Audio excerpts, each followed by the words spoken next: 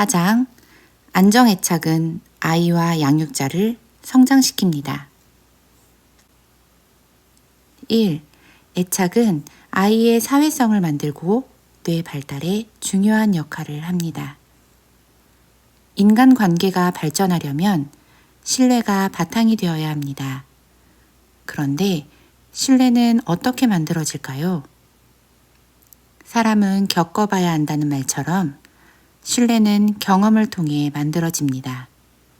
하지만 부모와 자녀 관계에서 아이는 양육자를 본능적으로 신뢰합니다.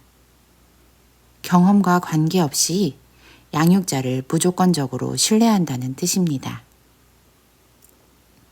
그러므로 양육자는 아이의 신뢰를 얻기 위해 아무런 노력도 할 필요가 없습니다.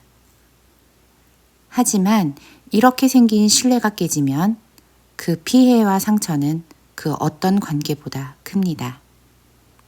왜냐하면 아이의 본능에 상처를 주기 때문입니다. 그러므로 양육자는 아이와의 신뢰를 지키기 위해 노력해야 합니다. 그러면 어떻게 신뢰를 지킬 수 있을까요?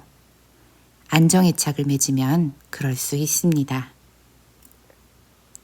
예를 들어 두 아기가 있는데 모두 응아를 하고 배가 고픈 상태입니다. 이런 상황이 되면 아기는 응애하고 울기 시작할 것입니다. 애착 행동. 나 불편해요. 어서 해결해 주세요. 라고 표현하는 것입니다. 이때 한 아기에게는 누군가 금방 나타나 즉각성, 이곳저곳을 살핀 뒤 응아를 갈아줍니다. 민감성. 응아했구나. 찝찝하지? 엄마가 갈아줄게. 애착 반사. 그리고 가슴을 토닥이며 애착 반사. 젖을 물립니다. 민감성. 배고팠어? 엄마가 쭈쭈 줄게. 아이고 잘 먹네. 우리 아기는 입도 예쁘고 코도 예쁘고 어쩌면 이렇게 젖도 잘 먹어. 애착 반사. 배가 불러오자 아기의 불쾌감은 사라지고 기분이 좋아집니다. 그런데 서너 시간이 지나 똑같은 일이 반복됩니다. 이때도 어김없이 누군가 나타나 아까처럼 문제를 해결해 줍니다. 일관성. 이런 경험이 반복되면 아기는 알게 됩니다. 아, 내가 울면 누가 와서 불편함을 해결해 주는구나. 이제 걱정하지 않아도 되겠어. 그래서 인기척이 나면 아기는 불편하다는 신호를 적극적으로 보냅니다. 나중에는 돌봐주는 사람도 알아봅니다. 처음에는 냄새와 목소리로, 시간이 흐르면 눈으로 알아봅니다. 물론 엄마 아빠의 목소리는 뱃속에서부터 알아차립니다. 어쨌든 이런 과정을 거치며 양육자에 대한 아기의 신뢰는 더욱 강화됩니다. 반면 다른 아기는 아무리 울어도 소식이 없습니다. 한참 뒤에 누군가 나타나 기저귀는 갈아주었지만 젖은 빼먹습니다. 기저귀를 갈아주었는데도 아기가 계속 울면 양육자는 당황합니다. 심지어 짜증을 내기도 합니다. 그리고 한참 뒤에 밥때가 지났음을 깨닫고 젖을 줍니다. 서너 시간 뒤에도 비슷한 상황은 반복됩니다. 그러면 아기는 생각할 것입니다. 아무리 울어도 소용이 없구나. 사는 것이 왜 이렇게 힘들까? 어떻게 해야 하지? 그래서 필요가 생기면 아기는 주위 사람들이 감당할 수 없을 만큼 악착같이 웁니다. 혹은 아무렇지도 않은 듯 가만히 있습니다. 성격이 무뎌서 그럴 수도 있지만 상처받지 않기 위해 기대를 접고 무기력한 상태로 있기 때문입니다. 두 아이의 상반된 경험은 아이의 삶에 어떤 영향을 미칠까요?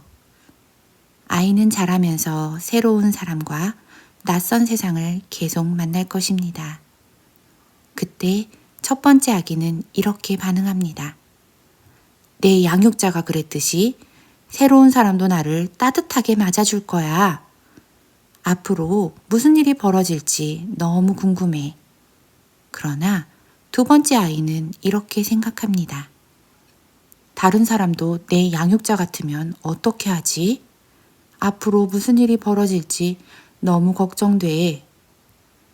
첫 번째 아이는 사회성이 좋은 아이, 사회 적응력이 좋은 아이로 성장할 가능성이 매우 큽니다.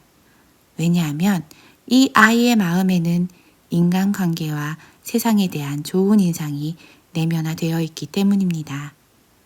그래서 새로운 사람과 낯선 세상에 대하여 긍정적인 태도를 취할 확률이 높고 관계를 맺는 일에도 적극적으로 임할 가능성이 큽니다.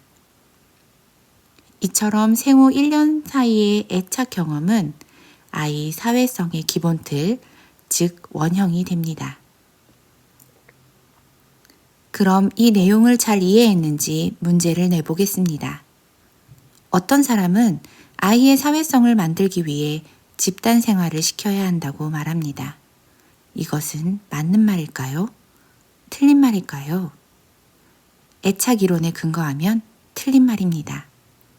왜냐하면 사회성의 원형은 양육자와의 애착 관계에서 만들어지기 때문입니다. 아이는 이렇게 만들어진 사회성을 집단 속에서 연습하고 확장합니다. 그러므로 아이의 사회성을 만드는 책임은 양육자의 몫입니다. 또 아이의 뇌는 어떻게 발달할까요?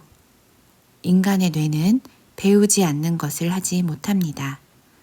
그리고 안정 애착을 경험한 아이는 호기심이 가득한 존재로 성장합니다. 정리하면 안정 애착을 경험한 아기는 호기심을 갖고 스스로 배우는 존재로 성장합니다. 그런데 왜 요즘 아이들은 배우기를 거부하는 것일까요? 왜 호기심은 사라지고 무기력하게 살아가는 것일까요?